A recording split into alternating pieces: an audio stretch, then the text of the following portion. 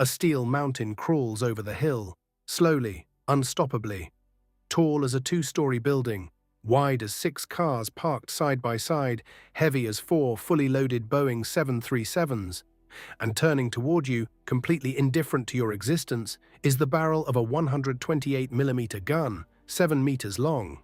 This is the Maus. German for mouse. Someone had either a great sense of poetry or a very dark sense of humor when they named it. Because there is nothing mouse-like about this machine. The Maus is the heaviest combat vehicle in the entire history of mankind. 188 tons, a record that still stands today. Armor that no Allied gun could penetrate. A cannon that no enemy tank could survive at 2 kilometers. And despite all of that, a machine that never fired a single shot in real combat. Not once. How is that even possible? Subscribe and let's go. It's 1942. The Third Reich feels for the first time that something has gone wrong. Near Moscow, the Wehrmacht stopped and retreated for the first time. On the Eastern Front, Soviet KV-1s and T-34s turned out to be nothing like the enemies they expected.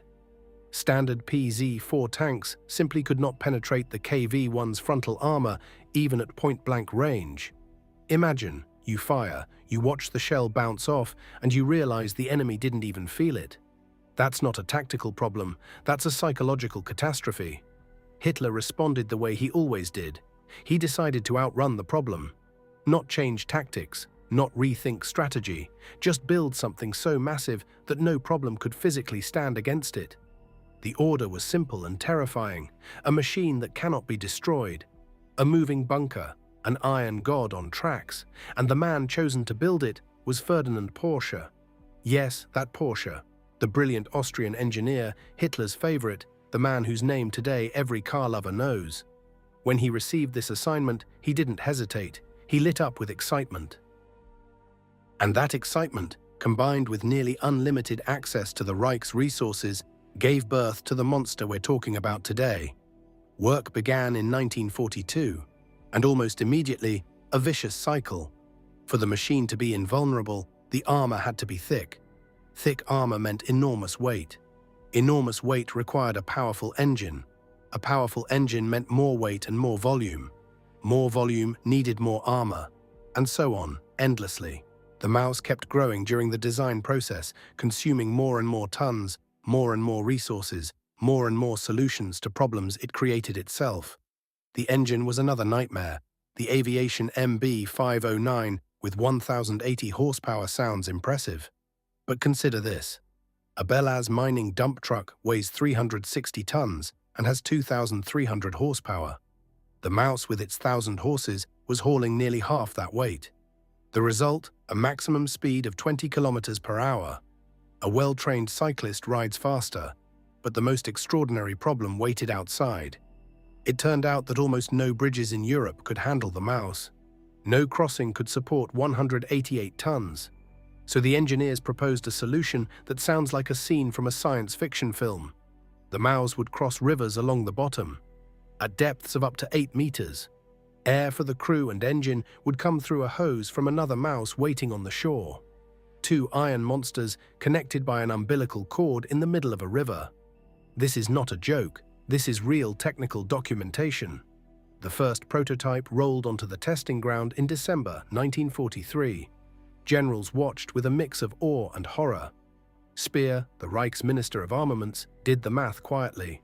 The resources spent on 2 Maus prototypes could have built several dozen Panthers, tanks the front desperately needed right now. But Hitler had already fallen in love with his monster. And in the Third Reich, you didn't argue with the Führer. Now let's give the Maus what it deserves. From a purely engineering standpoint, this is a work of brilliant madness. The main gun, the 128mm KWK-44. Its shell weighed 28 kilograms and traveled at nearly 1 kilometer per second. At 1 kilometer distance, it punched through 220 millimeters of steel armor. Most Allied tanks of the time had between 50 and 100 millimeters of armor. The Maus cut through them like a hot knife through butter without even slowing down. And just in case anyone got too close, there was also a 75mm gun for close combat. The armor. Front of the turret, 220 millimeters, front of the hull 200 millimeters, sides up to 185 millimeters. No Allied anti-tank gun in 1944 to 45 could penetrate the Maus from the front under normal combat conditions. Not the famous British 17-pounder that terrorized tigers and panthers. Not even the Soviet 122mm gun on the IS-2, which could crack a standard Tiger with one shot. This was not armor. This was a moving fortress. The tracks were 1,100 millimeters wide. For comparison, a T-34's tracks were 500 millimeters, more than twice as wide just to spread 188 tons across the ground without sinking in. The fuel tank held nearly 2,700 liters. Range, about 160 kilometers. That means more than 1,600 liters per 100 kilometers.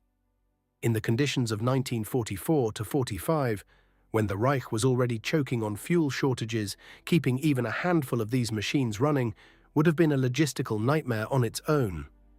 Spring 1945. The Reich is collapsing. Soviet armies are at the gates of Berlin, and at the Kummersdorf testing ground stand two Maus prototypes. The first, fully assembled with turret and armament. The second, a running chassis without a turret. Both functional, both going nowhere because there is nowhere left to go. When the front closed in, the order came, destroy them. Don't let the technology fall into enemy hands. The technicians set the explosives, they detonated them. And here came the final cruel irony, even their own creators could not fully destroy what they had built. The explosions damaged both machines, but could not finish them. They remained standing, crippled, immobile, but undefeated. Even by their own explosives, Soviet soldiers found both prototypes. The engineers of the USSR immediately understood the value of the trophy and did the only sensible thing. They assembled one working machine from the two damaged ones, took the turret from the first, and placed it on the less damaged hull of the second. This assembled Frankenstein was shipped to Kubinka, where it stands to this day. And every year thousands of people come to look at it. They take photos. They tilt their heads back, trying to take in the full size. And they think about how strange the road between a dream and its end can be. The closest Soviet equivalent in concept was the IS-4. Weight, 60 tons, 3 times lighter. Armor, 160 millimeters, weaker. Speed, 43 kilometers per hour, twice as fast. But most importantly, the IS-4 actually served, actually drove, actually stood in formation. The Maus did not. A technically less impressive tank proved infinitely more useful than the technically brilliant Maus, which became a museum piece before it ever reached a museum. Put the Maus against a modern M1A2 Abrams, and the comparison becomes even harsher. The Abrams, 63 tons, 67 kilometers per hour, engages targets at over 4 kilometers while moving, at night, in fog. Costs $10 million. And it actually fights. The Maus wouldn't lose to the Abrams in armor or firepower. In some numbers, it would still look respectable. It would lose in concept. Because there is no armor that protects against the right tactics. There is no monster that can't be outmaneuvered, cut off from supply lines, and left standing in a field as very heavy scrap metal. The Maus has stood in Kubinka for over 75 years. No engine, no shells, no combat record. It never did what it was built to do. And despite all of that, people travel from all over the world to see it. Because inside the Maus, there is something no practical, efficient, mass-produced tank can offer. Absolute, undiluted ambition, a dream of an unstoppable machine pushed to the limit and beyond. And for exactly that reason, immortal. The Maus taught the world a lesson that cost far too much to learn. In real war, the winner is not the heaviest armor, but the smartest tactics. Not the biggest caliber, but the most flexible logistics. The 188-ton Iron Turtle lost to a clever rabbit, and that old fable turned out to be more durable than armor of any thickness. Now the question for you, if the Maus had gone into mass production back in 1942, could it have changed the course of the war? Or was Speer right, and those resources should have gone into hundreds of Panthers? Write in the comments. The most interesting answers we'll break down in the next video. Like, subscribe, and I'll see you where the tracks cross the horizon. Take care.